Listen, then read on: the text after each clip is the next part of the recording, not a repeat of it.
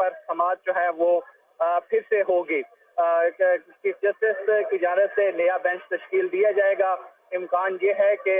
जो 6 जजेस इन दरखास्तों पर समाअत कर रहे हैं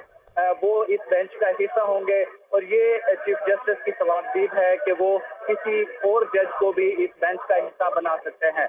और अदालती अमले की जानिब से ये बताया गया है कि 11 बजे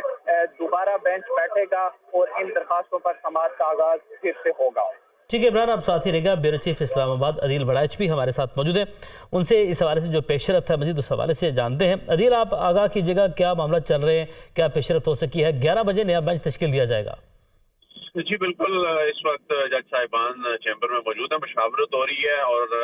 लाइकली है कि 6 जज साहिबान इस केस को सुनेंगे और ये केस एक ऐसी स्टेज पे था, बिल्कुल अपने कंक्लूजन की जानिब बढ़ रहा था। अगरचे जो प्राइम मिनिस्टर की जानिब से एक बड़े ताकतवर वकील को मैदान में उतारा गया और उसके बाद अभी बड़े अहम आर्गूमेंट्स भी होने थे, लेकिन ये केस अब चंद घंटों का रह गया था। ऐसे में जो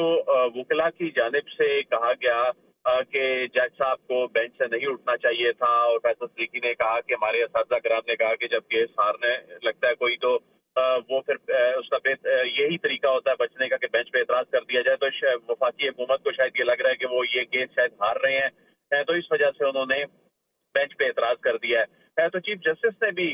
इस बात पे हैरानी का इजहार किया और उन्होंने कहा कि आप बेंच को मुतनाज़ा बनाने की कोशिश कर रहे हैं, लेकिन जब जस्टिस मंसूर अली शाह ने खुद ये कह दिया कि वो इस केस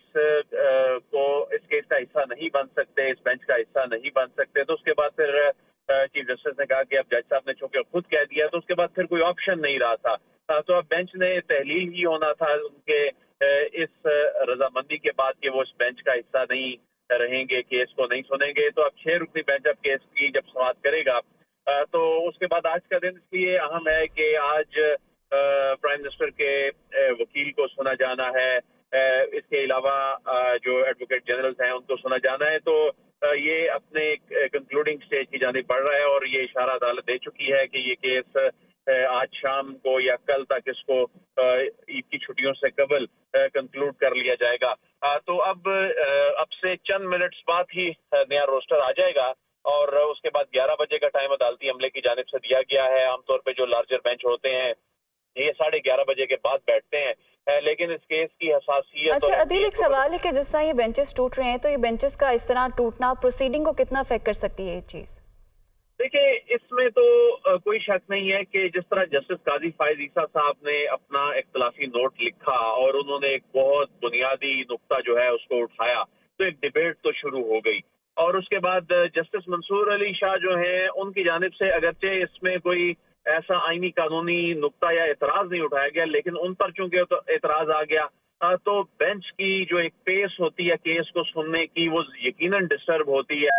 क्योंकि ये जज साहिबान के लिए भी ज़ाहिर सरप्राइज था और इसमें पहले दिन ही ये वाजे हो चुका था कि जस्टिस मंसूर अली शाह के ऊपर कोई एतराज जो है वो किसी को नहीं है। उन्होंने खुद ही अगर पूछ लिया था और उसके बाद अचानक से एतराज होना और उसके बाद इसको रोकने की कोशिश की गई, इस एतराज पर एतराज करने की कोशिश की गई, बल्कि किया गया, लेकिन जब जज साहब ने खुद ये डिसीजन ले लिया तो ये यकीनन इस केस की प्रोसीडिंग के लिए एक धचका जरूर है। लेकिन जस्टिस काजी फायज ईसा साहब का इस केस से अलग होना और जिस अंदाज से वो अलग हुए और उन्होंने जो नुकात उठाए थे और उसके बाद जस्टिस सरदार तारिक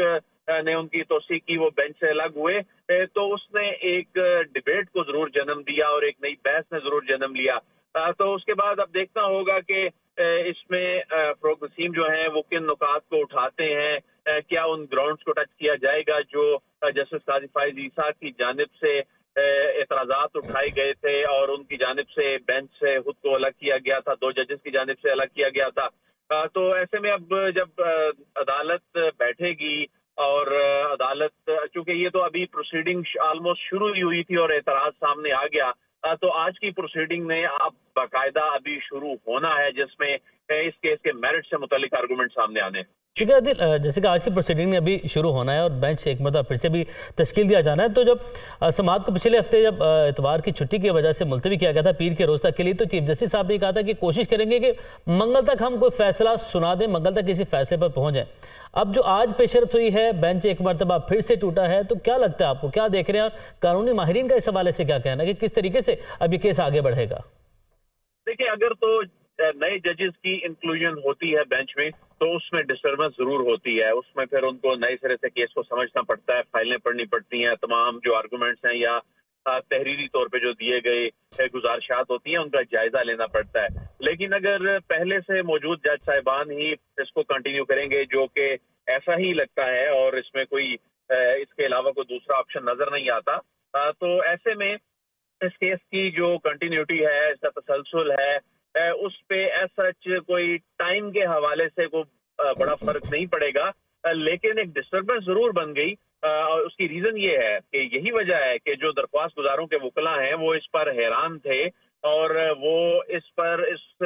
अमल को रोकना चाहते थे कि बेंच ना टूटे, क्योंकि जाहिर है एक जो तसलसल था चीजों का, आर्गूमेंट जिस अंदाज में आगे चलने थे, तो एक और जस्टिस मंसूर अली शाह के हवाले से इसलिए मैं ये कहना चाहूंगा कि जितने भी रेलेवेंट क्वेश्चन, जो इतने अहम तरीन क्वेश्चन जिन जज साहिबान ने उठाए हैं, उसमें सर फहरिस्त जस्टिस मंसूर अली शाह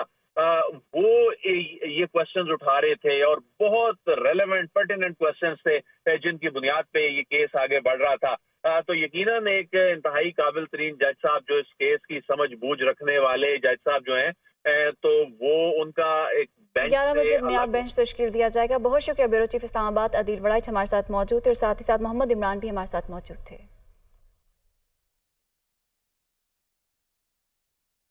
आपको बताएं कि नवाज शरीफ